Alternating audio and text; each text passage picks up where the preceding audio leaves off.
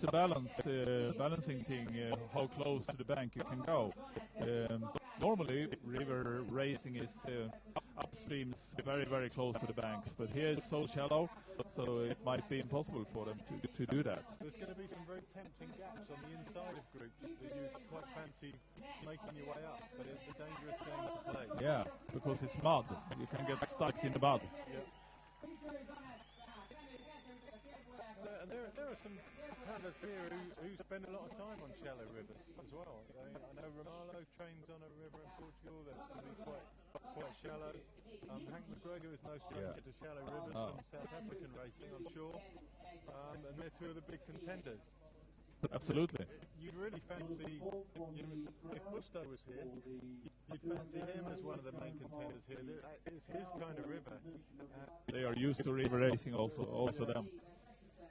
Managed very, very shallow. Back in Perth when the river was shallow, yeah. Busto ripped that field apart. Yes. Maybe the Spanish are going to enjoy these conditions. I think so. They made well. They did well in the Sella this year, and there wasn't much water there. So.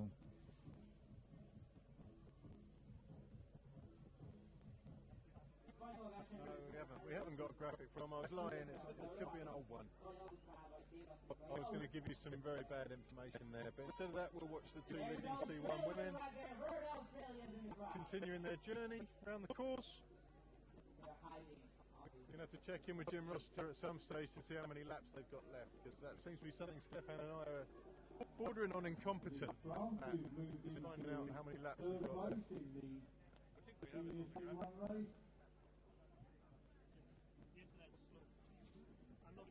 So we're treated to long shots of the women's C1. I'm surprised that they're concentrating so much on the C1. We've got two Hungarians in the K1 as well. And it would be really nice to see a little bit more action from the K1 race.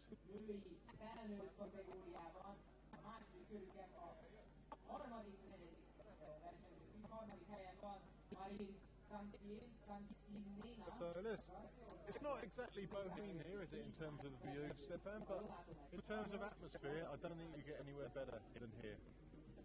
Exactly. This is Green was some kind of Eden, sound of music area.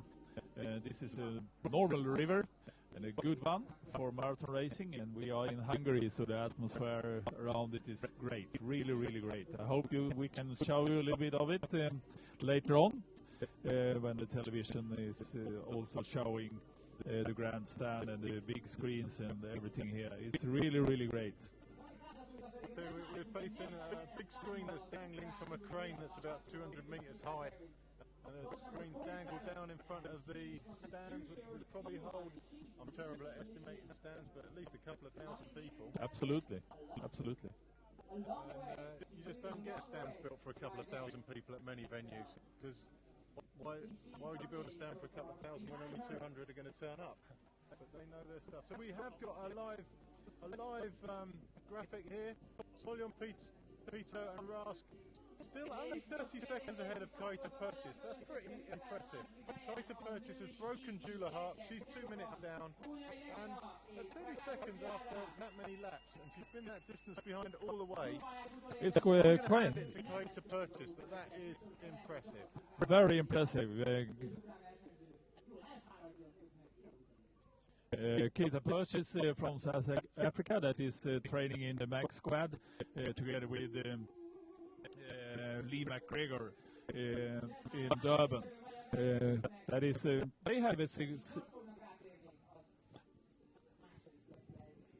significant squad there, and it's a significant number of athletes from the McLee squad in the South African national team. And Kaita Purchase is one of them. A lot of countries operate that way. The squads gravitate towards one club, or one club builds up the squad. I know you had in your club, in Silkeborg and Maribor. In Denmark, you got the same situation. In England, we had Elmbridge Canoe Club, which did the same. And it's a group that creates an environment of progression and excellence. Absolutely, and it used to be like that they have one very good athlete and the other want to be to catch up. We catch up with that athlete, so they are starting to train together, and development comes. And I think if you train in a group that has expectations of winning, Comes